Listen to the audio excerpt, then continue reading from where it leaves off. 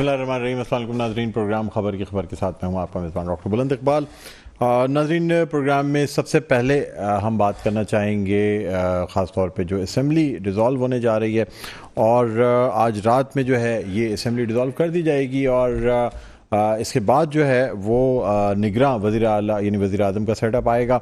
इसके लिए मुख्तलिफ नाम जो हैं ये दे दिए गए हैं और आपको ये भी बताना चाहेंगे कि ये जो नाम दिए गए हैं उसमें पाकिस्तान पीपल्स पार्टी की जानिब से तसद्दुक़ हुसैन जिलानी और अब्बास जिलानी का नाम ये जो है ये दिए जा रहे हैं और कहा यह जा रहा है कि अब मज़ीद इस पर मशावरत होगी, राजा रियाज से मशावरत होगी और उसके बाद ये फैसला किया जाएगा कि निगरां वज़ीर आज़म जो है वो किसको बनाया जाए। नाज़रीन, सवाल ये भी पैदा होता है कि अब जबकि कौमी असम्बली जो है वो तहरील हो जाएगी, उससे पहले हमने देखा कि मुख्तलिफ जो बिल्स हैं वो पेश किए गए और आज पैमरा तरमीमी जो एक्ट है वो भी तरमीमी बिल वो भी मंजूर हुआ, न सिर्फ कौमी असम्बली से बल्कि सेनेट से भी मंजूर हुआ। इसमें जो तरामीम की गई थी, जो वर्किंग जर्नलिस्ट्स को जो एतराज़ात थे जिसमें कि मिस इन्फॉर्मेशन और डिसइन्फॉर्मेशन की सही तारीफ़ जिसे अब करेक्ट कर दिया गया, इसके साथ साथ चेयरमैन पैमरा की तकर्री की जो पावर्स हैं वो पार्लियामेंट को दे दिया गया है। साथ साथ पैमरा से ये इख्तियार ले लिया गया है कि वो कोई चलता प्रोग्राम बंद कर सके, यानी कोई भी ऐसा प्रोग्राम जो कि चल रहा हो उसे बंद नहीं किया जा सकेगा। साथ साथ जो मीडिया वर्कर्स हैं उनके लिए एक ख़ास बात यह है कि ऐसे मीडिया वर्कर्स या ऐसे चैनल्स जो कि 60 दिन तक अपने मुलाजमीन को अगर तनख्वाह नहीं देंगे तो पहले उनके जो इश्तिहारात हैं हुकूमत की जानिब से जो दिए जाते हैं वो रोक दिए जाएंगे।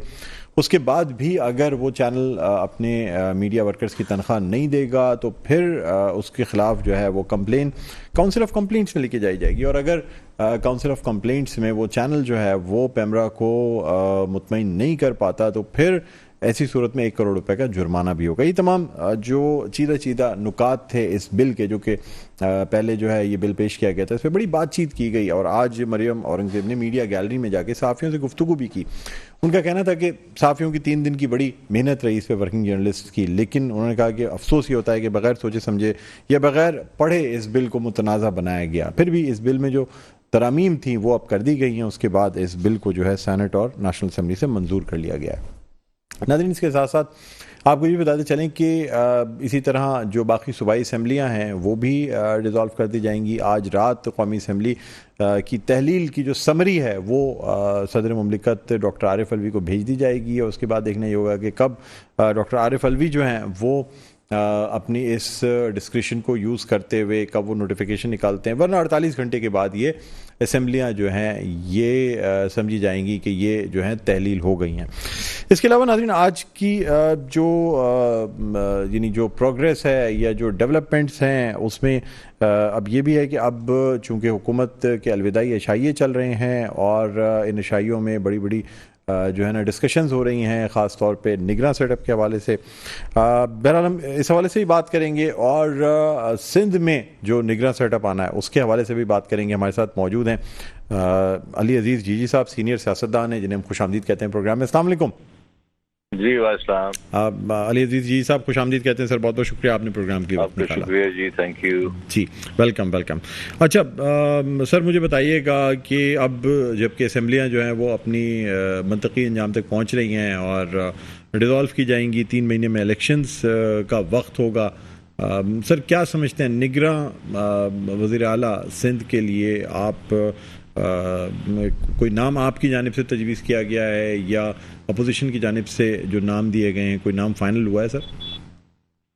सर मेरी तरफ से तो खैर कोई नाम नहीं जाएगा, वो अपोजिशन लीडर और सीएम ही बैठ के करेंगे। वो एक नाम, 2 नाम चल रहे हैं, एक जस्टिस साहब हैं और एक मुमताज शाह जो चीफ सेक्रेटरी सिंध है वो, और दूसरा 3 महीने में तो अब ये इलेक्शन नहीं होने जा रहा क्योंकि वो आपको तो पता ही है ना, सेंसस का इन्होंने जो फेडरल से अप्रूव हो गया है कि जब सेंसस हो तो उससे ज़ाहिर है नए सेंसस होंगे, मर्दमशुमारी जो भी है वो 4 महीने का टाइम तो वो लेगा, तो 4 महीने या 5 महीने का टाइम वो लेगा। तो ये जो इंटरम गवर्नमेंट आएगी, I believe it must be around for 6 month और मे बी 8 मंथ और मे बी साल।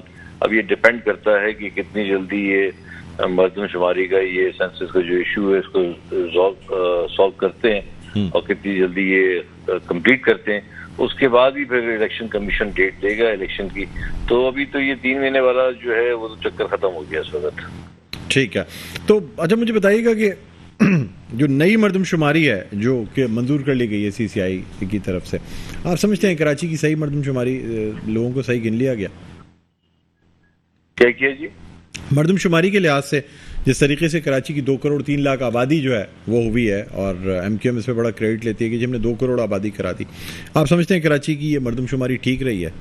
नहीं, मेरे ख्याल से कराची की तो इस वक्त आबादी 3.5 करोड़ है, समझ गए? तो वो तो अब जो बोलते हैं कि जी 2 करोड़ है या 2.5 करोड़ है, पहले 3 करोड़ बोलते थे, और 3 करोड़ को बोलते हुए भी आज से 8-10 साल हो गए। तो मेरे ख्याल से तो 3-3.5 करोड़ की करीब ये मरदमशुमारी है। और अगर ये करवाते हैं मरदमशुमारी कराची की दोबारा जैसे होगी इंशाल्लाह, और अगर पूरे फिर एकदम सही तरीके से करवाएंगे तो फिर ही एग्जैक्ट नंबर्स आएंगे, क्योंकि इनमें बहुत से लोग ऐसे होते हैं जिनके आईडी कार्ड्स नहीं बने होते हैं, और फिर वो मरदमशुमारी जो करने वाले आते हैं वो अगर प्रॉपर तरीके से हो तो मैं समझता हूँ कि एक अच्छा रिजल्ट सामने आ जाएगा। अच्छा मुझे ये बताइएगा कि सर 5 साल आपके पास मैंडेट रहा कराची की तरफ से, और वफाकी हुकूमत भी आपकी रही, क्योंकि 16 महीने नहीं रही लेकिन उससे पहले रही, सिंध असम्बली में भी आप रहे। सर लोग आपसे अगर सवाल करेंगे जी कराची की मरदमशुमारी के हवाले से, पहले दिन से आपसे मुतालबा किया गया था कि री ऑडिट करा लें, ऑडिट करा के उसको तब्दील कर लें, फिर दूसरी मरदमशुमारी भी आ गई, फिगर्स वही आए सर, पिछली मरदमशुमारी में आप ग्रोथ रेट का इजाफा कर दें मैथ्स के जरिए तब भी यही फिगर्स आते। तो जो कराची की आबादी कम गिनी गई थी 2017 की मरदमशुमारी में सर, उसका तो कोई इलाज नहीं हुआ ना उसकी कोई तलाफी हुई। नहीं जी, हमने तो आपको पता है, हमने तो अपना एक असेंबली में बिल भी पेश किया था, अमेंडमेंट हमने की थी कि मरदमशुमारी ये इस तरीके से नहीं हो रही जिस तरीके से हम चाहते हैं, प्रॉपर तरीके से होनी चाहिए, ठीक है। और इसके अलावा गुजार है यहाँ पे हमारी गवर्नमेंट तो थी नहीं, पीपल्स पार्टी की गवर्नमेंट थी यहाँ पे, तो पीपल्स पार्टी को भी हमने और एमक्यूएम भी बोलती रही साथ, तो वो बहरहाल फिर वो आपके सामने फेडरल गवर्नमेंट चली गई और यहाँ पे फिर जिस तरीके से हुआ उस पर भी आपको सब पता है। लेकिन मैं समझता हूँ कि अब ये दोबारा इसको सब पार्टी सर आपकी फेडरल गवर्नमेंट अगर रह जाती तो क्या फिगर्स चेंज हो जाते? देखिए मैं इस पे अभी ज्यादा तो नहीं बोल सकता कि फिगर्स चेंज हो जाते हैं, क्योंकि ये एक तो देखिए 18वीं तरमीम के बाद फेडरल गवर्नमेंट चाहे किसी की भी हो वो किसी सूबे में दखल अंदाजी नहीं कर सकती है, ठीक है ना। तो ये एक जाहिर है यहाँ पे पीपल्स पार्टी की गवर्नमेंट थी तो वो उनका ज्यादा यहाँ पे अपर हैंड था। तो 18वीं तरमीम में चाहे कोई भी गवर्नमेंट हो तो वो जब तक 18वीं तरमीम है तो वो इतना ज्यादा इंटरफेयर किसी भी प्रोविंस में नहीं कर सकती है। तो ये कब्जे वक्त कहना कि जी वो कर लेते या नहीं होता वो तो मुझे था, लेकिन मैं समझता हूँ कि अब जब ये दोबारा अगर इशू उठ गया है और इसको अप्रूव भी कर दिया है तो आई बिलीव कि अभी सारे जो पार्टीज हैं ऑन बोर्ड हैं, तो मैं समझता हूँ कि ये बेहतर तरीके से अब होनी चाहिए और होगी, मुझे उम्मीद है इंशाल्लाह। इलेक्शन क्या समझ रहे हैं सर, कब तक हो सकते हैं? इलेक्शन तो मैं अभी तो जैसे यही मैंने बात की ना कि मरदमशुमारी के चक्कर आ गया बीच में, तो मैं इलेक्शन तो फिलहाल अभी होते हुए नहीं देख रहा हूँ। मैं समझता हूँ आई बिलीव के इलेक्शन तो अभी पेंडिंग में चल जाएगी, क्योंकि अभी कितना डिपेंड करता है कि ये मरदमशुमारी कितनी जल्दी करते हैं, 4 महीने में खत्म करते हैं, 3 महीने में खत्म करते हैं, 5 महीने में खत्म करते हैं, ये फिर डिपेंड करता है इलेक्शन कमीशन के ऊपर। जब ये खत्म होगा तो फिर इलेक्शन कमीशन ही डेट बताएंगे कि जी आपके अब 3 महीने में इलेक्शन हो जाएंगे। लेकिन मेरा अपना जाती जो आइडिया है वो यही है कि ये मेरे ख्याल से साल सवा साल तक इलेक्शन तो नहीं होता, ये गवर्नमेंट अभी इंटरिम गवर्नमेंट तो रहेगी, इंटरिम गवर्नमेंट जो है वो रहेगी मेरे ख्याल से, मुझे ये लग रहा है। ये भी बता दीजिएगा कि इस्तेकाम पार्टी जो बनी, आप समझते हैं कोई रोल प्ले कर सकेगी इलेक्शंस में? देखिए इस्तेकाम पार्टी मेरे ख्याल से पंजाब में शायद कुछ कर जाए तो कर जाए, सिंध के अंदर तो मुझे मुश्किल लगता है। अच्छा, ये जीडीए और एमक्यूएम का जो अलायंस है ये देखिए यहाँ पे इस वक्त तो देखिए यहाँ पे सिंध में इस वक्त जो अगर आप देखें बड़ी पार्टी तो वो पीपल्स पार्टी है, एमक्यूएम है, जीडीए है, जाहिर है तो ये मेन है। लेकिन इस्तेकाम का इस वक्त तो मुझे नजर नहीं आ रहा कि इस्तेकाम पार्टी कोई यहाँ सिंध से जो पाकिस्तान तहरीक इंसाफ के मुनहरिफ अराकीन हैं, इनका झुकाव किस तरफ रहेगा? देखिए जी, अब ये तो मुझे नहीं पता कि उनका झुकाव किधर रहेगा किधर नहीं रहेगा। सर आपकी बैठक होती होगी, आप बैठते होंगे, बातें तो होती होंगी सर। मैं देखिए, मुझे तो आई एम वेरी ओपन, मुझे कोई ऐसी कोई डरी वो कॉफी नहीं है, मैं बैठते नहीं हूँ। मैं जरा अपने काम में बिजी होता हूँ, अपने बिजनेस में ज्यादा बिजी होता हूँ उधर ही, क्योंकि 5 साल जरा बिजनेस बहुत निगलेक्ट हो गया, तो मेरी कोशिश होती है अपने बिजनेस को सीधा करूँ। बाकी मेरी अभी फिलहाल किसी से मुलाकात होती नहीं है, ना ही इन टॉपिक पे कोई बात होती है। तो सर आपका कोई इरादा है कोई पॉलिटिकल पार्टी ज्वाइन करने का? देखिए, सियासत में तो देखिए जाहिर है, कोई सियासत जब इंसान सियासत में आता है तो सियासत खत्म नहीं कर देता। बहरहाल अभी वक्त जब आएगा तो इंशाल्लाह सोचेंगे, अगर मौका कहीं मिला तो सोचेंगे इंशाल्लाह, क्यों नहीं। आप समझते हैं कराची के लिए कौन सी पॉलिटिकल पार्टी बेहतर हो सकती है, अगर मैं आपसे ये सवाल करूं तो?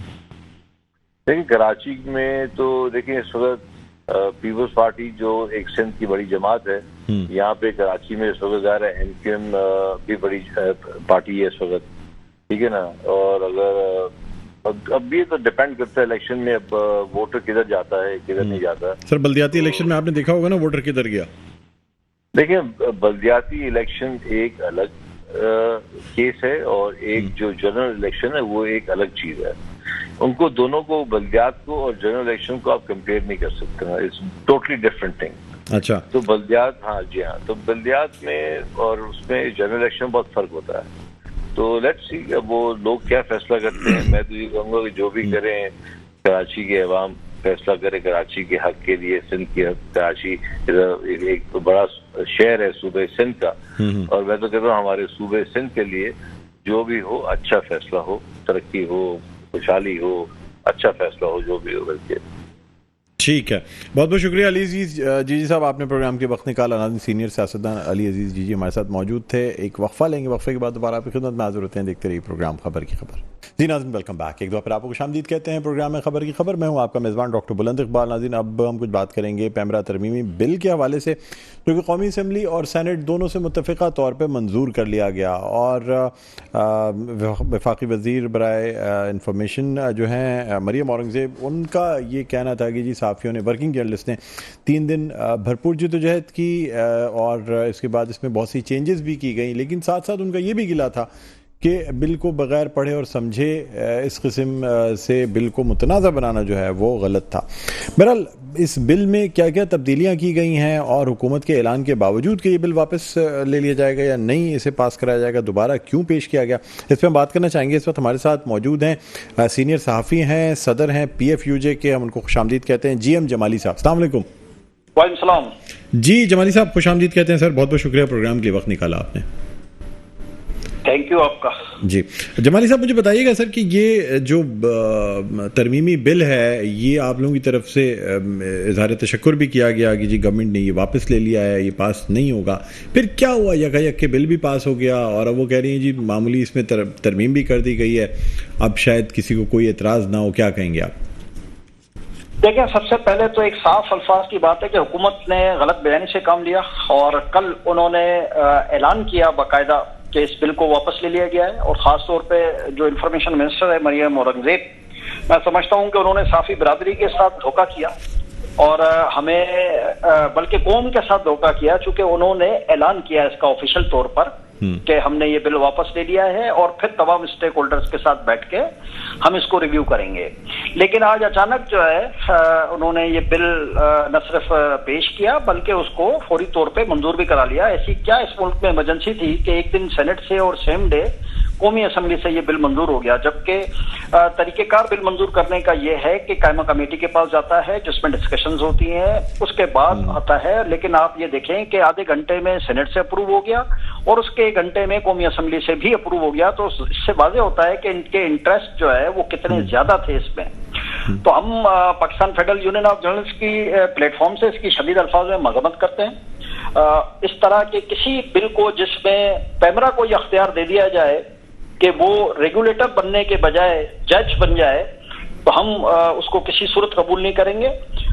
फैब्रिकेटेड और फेक न्यूज का जो कॉन्सेप्ट उन्होंने क्रिएट किया है हम उनके उस कॉन्सेप्ट को नहीं मानते हैं कि चूंकि साफी मुख्तलिफ जराए से खबर हासिल करते हैं, अब तो ये हुकूमत की मर्जी हो गई कि वो अपनी मर्जी की खबर हमें बताएं कि ये झूठे और ये सच है। तो ये आजादी इजहार और आजादी राय पर कदगन है।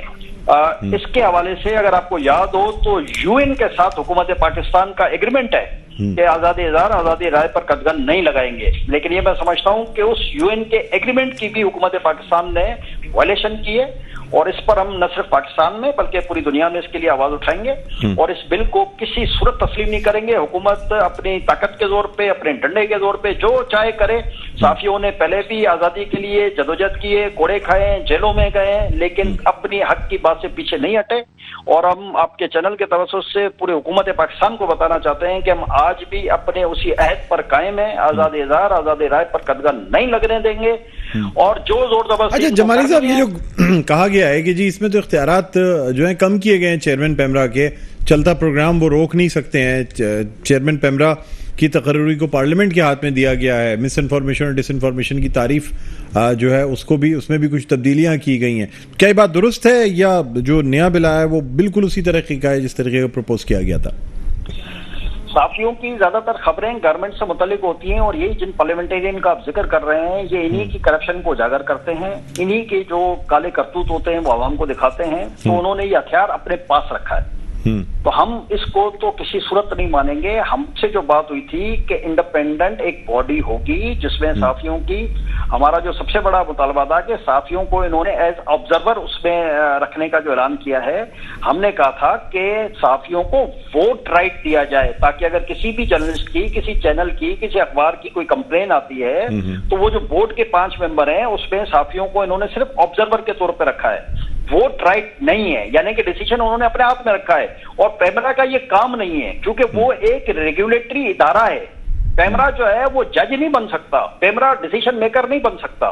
पेमरा जो है सिर्फ किसी भी जो चैनल है उसको रेगुलेट कर सकता है। तो पेमरा का जो अपना कानून है ये उसकी भी वायलेशन है कि उन्होंने पेमरा के चेयरमैन को और उसके उसी की सरबराही में रखे हुए सरकारी मुलाजमों को ये अख्तियार दिया कि वो डिसाइड करेंगे और वो हक उनके पास है।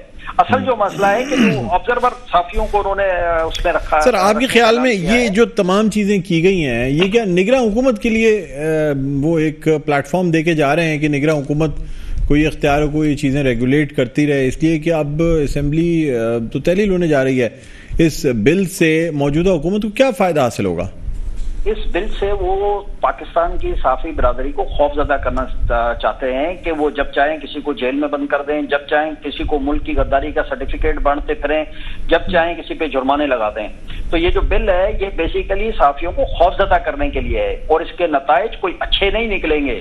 ये हुकूमत में जब भी होते हैं, यही मरियम औरंगजेब या इनकी पूरी मुस्लिम लीग नून की मैं बात कर रहा हूँ, तो जब ये अपोजिशन में होते हैं तो ये हमारे साथ सड़कों में बैठते हैं आके कि आपके साथ बड़ा जुल्म हो रहा है, लेकिन यही लोग जब ऐवानों की उन कुर्सियों पे आते हैं जिसमें एसी की ठंडी हवाएं चलती हैं तो इनके दिमाग जो है वो आसमानों पे चले जाते हैं और फिर जब ये अपोजिशन में आते हैं तो फिर मजलूमियत का रोना रोकते हैं। और अफसोस की बात यह है कि फिर इतनी मजलूमों की आवाज हम इन्हीं चैनलों पे, अखबारात में और अपने सोशल मीडिया पे चला रहे होते हैं। तो मैं, हुकूमत कोई भी हो, मैं पर्टिकुलर चूंकि ये बिल इस हुकूमत ने मंजूर किया है तो मैं नवाज शरीफ से मुतालबा करूंगा, क्योंकि ये जो छोटी मोटी कयादत है इससे हमें बात करने की कोई जरूरत भी नहीं है। नवाज शरीफ से मुतालबा करूंगा कि वो अपने वो दिन याद रखें जब उनको जलावतन किया गया था, जब वो दिन याद रखें जब उनको नाइल करार दिया गया था, वो जब दिन याद रखें जब उनको जेलों में डाला गया था। तो ये साफी बिरादरी थी जो उनकी हक की बात कर रही थी। इस तरह के बिल लाने के बाद आप अपनी कबर खोद रहे हैं, आपकी अपनी आवाज दब जाएगी। जो पावर आजादी के साथ साफ इस्तेमाल करता था आप उसको यरगमाल बनाने की एक साजिश कर रहे हैं और इसका सबसे बड़ा नुकसान इन तमाम सियासी जमातों को होगी जिन्होंने आज ये बिल मंजूर किया है। अच्छा सर, ये बताइएगा कि मीडिया वर्कर्स के हवाले से जो बात की गई है 60 दिन में अगर सैलरी नहीं दी जाएगी, ये तो खुश आइन बात है कि कम से कम मीडिया वर्कर्स की सैलरी आईने पाकिस्तान के खिलाफ है, खुश आइन नहीं है।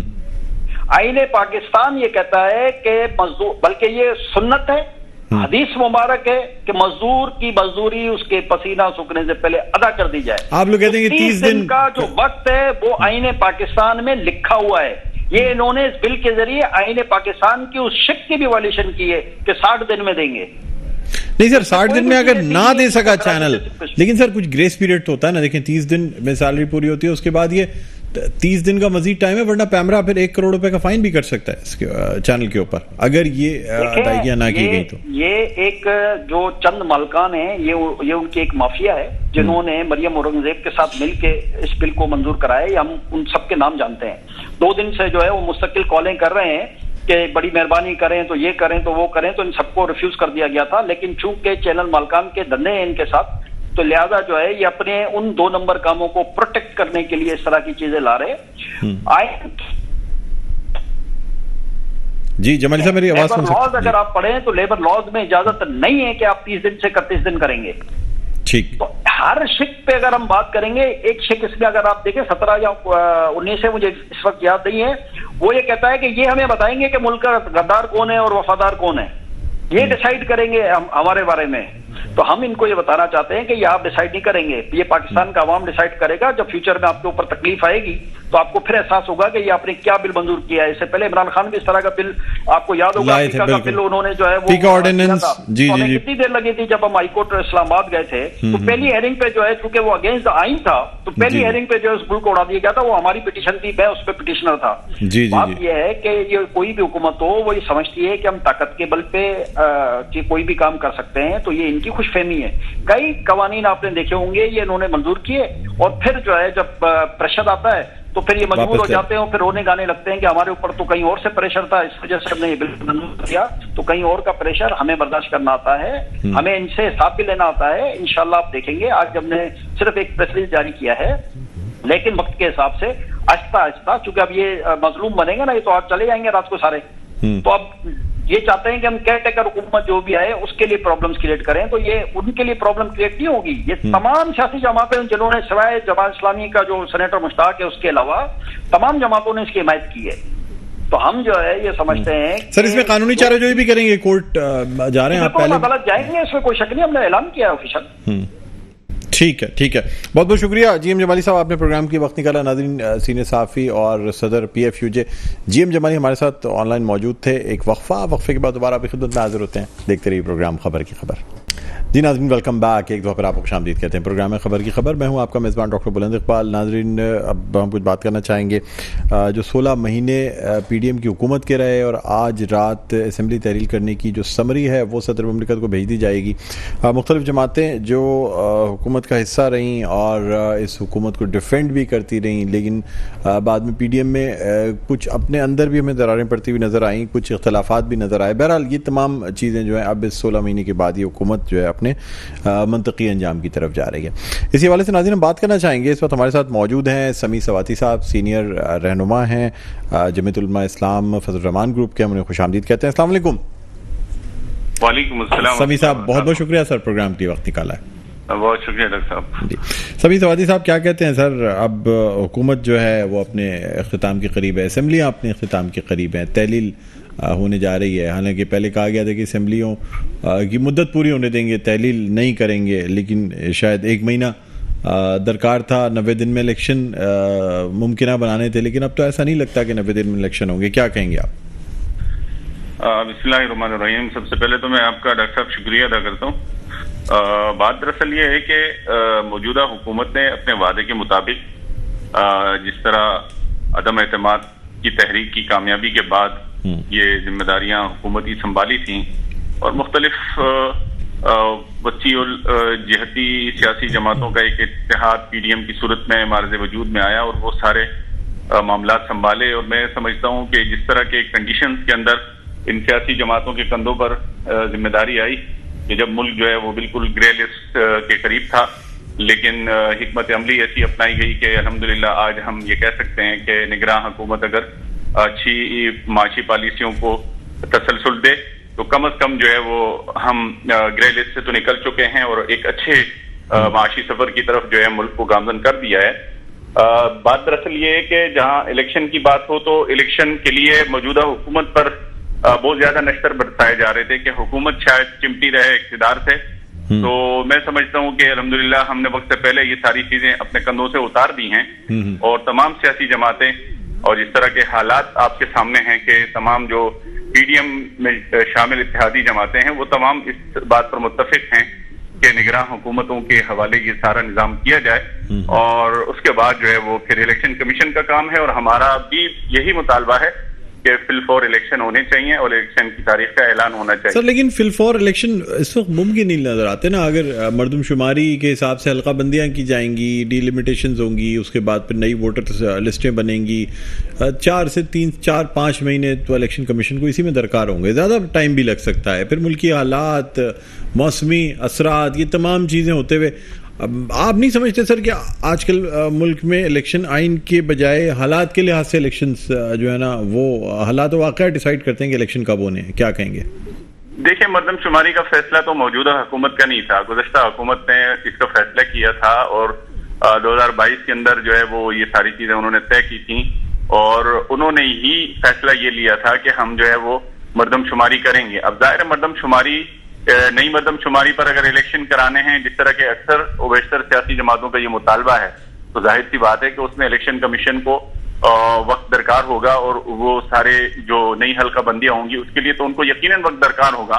लेकिन अगर सियासी जमातें डायलॉग का रास्ता बंद ना करें और बैठ जाएं और इस चीज पर कुछ चीजें जो है वो तय करें कि अगर पुरानी हल्का बंदियों पर भी इलेक्शन कराने हैं तो भी कोई बंद गली नहीं है, हम उस पर भी करा सकते हैं। लेकिन ये सियासी जमातों का एक आपसी इत्तेफाक राय के बाद ये तय होना है।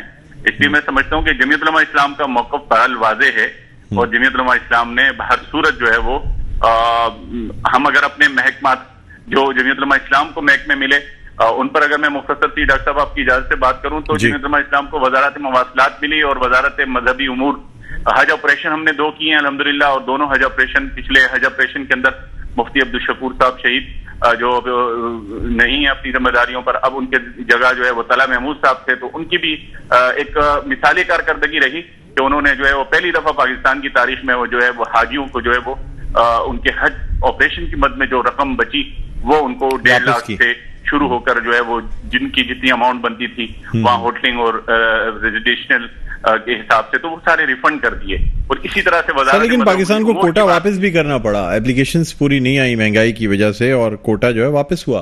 वो सारी चीजें तो आपको पता है कि इसमें हुकूमत का तो काम नहीं है, ये तो सारी चीजें डॉलर के रेट पे तय हो रही हैं और डॉलर का रेट आपका इतना है कि उसके बावजूद मैं हज ऑपरेशन की बात करूं के बावजूद इसके सब्सिडी जो दी जाती थी वो सब्सिडी भी नहीं दी गई ना, जिस तरह पहले माजी में दी जाती रही है। पिछली दफा दी गई थी सब्सिडी। सब्सिडी तो अब मुल्क के खजाने को भी आपको देखना पड़ता है कि मुल्क के खजाने पर कितना बोझ हम डाल सकते हैं, लेकिन उसके बावजूद ऑपरेशन बड़ा भरपूर रहा, कामयाब रहा। इसी तरह से मवासलात की मुफ्ती असद महमूद साहब की मिनिस्ट्री की बात करें तो उन्होंने आज भी वजीर आजम साहब ने उनके मंसूबों के इफ्तिताह किए हैं, तो तकरीबन 1.25 साल के अंदर उन्होंने 52 मंसूबे जो है वजारत मवासलात के अंदर क्रिएट किए। 5000 के करीब मुलाजमीन जो है वो उन्होंने नए भर्ती किए हैं और इसी तरह से 2200 के करीब जो मुलाजमीन मवासलात के इदारे के अंदर वो दरबदर फिर रहे थे उनको मुस्तकिल किया। तो मैं समझता हूँ कि हमारी अपनी कारकर्दगी बड़ी तसल्ली बख्श है और जमीयत उलमा इस्लाम इस हवाले से बड़ी मुतमईन है कि कौम को उनकी अमानत वापस की जा रही है। ठीक है समी सवाती साहब, बहुत बहुत शुक्रिया, आपने प्रोग्राम के वक्त निकाला। नाजरीन, सीनियर रहनुमा जमीयत उलमा इस्लाम फजल रहमान ग्रुप समी सवाती हमारे साथ ऑनलाइन मौजूद थे।